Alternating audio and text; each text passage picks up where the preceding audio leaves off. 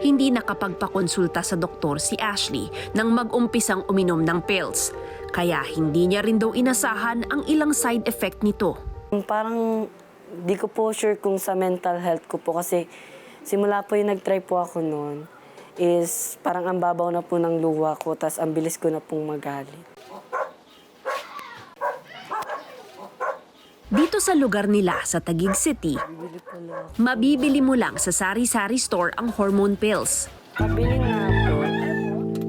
11 piso ang halaga ng isang tableta sa isang reseller sa kanilang lugar. Sabi ng nagtitinda, may mga suki na rin siya dahil maraming transnene sa lugar nila. Gaano mo karami ang bumibili sa inyo ng mga pills na ganito? Kung everyday po, more or less nasa 10. Mostly po 14 years old pataas. Tsaka mga kaibigan lang din namin. Dahil karamihan bata ang bumibili at wala namang budget, pwedeng tingilang ang pagbili.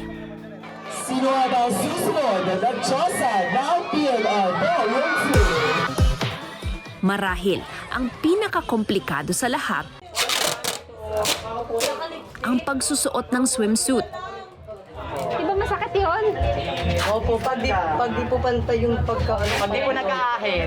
Pero ang galing, wala talaga. Yes po.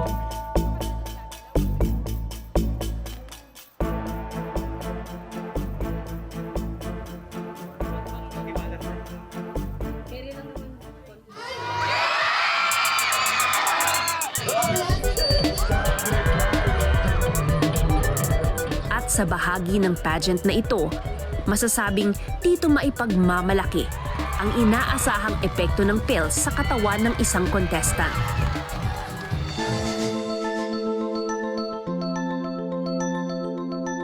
Pagkatapos manalo bilang diyosa ng PNR noong 2022, isang beauty pageant ulit ang sinalihan ni Ashley. Pero hindi siya nanalo. Matapos nito, tumigil na rin siya sa pag-inom ng hormone pills. Parang nafe-feel ko po na napapanot na ako.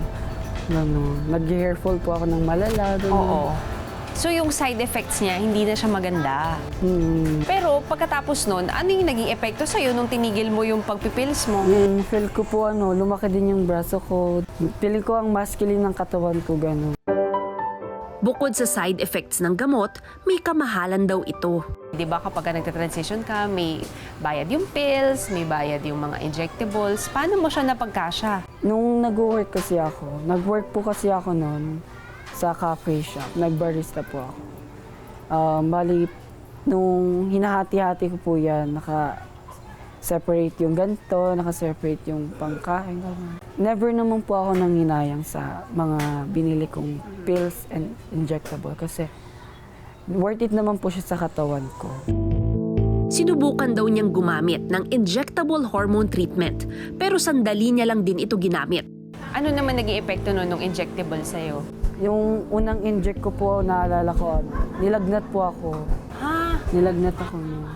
Pero yun, may doktor na nagreseta sa'yo. Wala po. Ha? Saan mo nakuha yun? Sa mga kaibigan lang, parang nireseta lang din po nila ulit sa akin.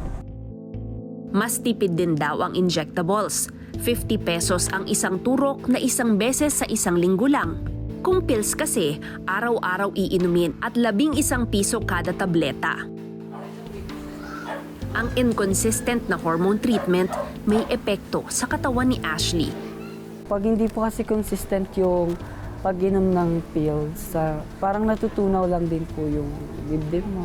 So, kumbaga, yung lahat ng nagbago sa katawan mo, naging mukhang babae, nawala siya nung tumigil ka mag-pills.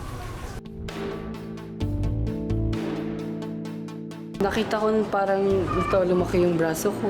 Braso. Tapos, Actually, parang mas nagka-ano siya, no? Nagka-muscle. Mas muscle. nagka-muscle. Tapos, tinutubuan ako ng nandito book. Facial hair. Okay. Sa ano? Sa boobs. Para siyang boobs ng 14 years old. Oo. Sa face mo, meron bang nagbago nung tumigil ka mag-pills? Feel ko po yung Adam's apple ko po na masyado siyang lumaki. Napansin ko. Ang tangkad mo na. Kasi nung last time nakita, mas matangkad ako sa'yo. At ngayon, mas matangkad ka na sa akin. Opo. Nasa ano na po namin yun, nasa line na po namin matatangkad. Ashley?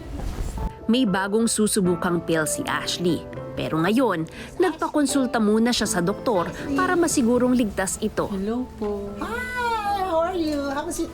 Sinamahan namin siya sa clinic ng Love Yourself. 2 years? So, sige, update tayo. Since 2 years, nung time na pumunta ka, you were just, how old were you? 14 years old. So, how old are you now? 16. So, kumusta? Kasi noon, nagpumunta ka to get a guidance on transitioning at your young age. Good morning, Doc.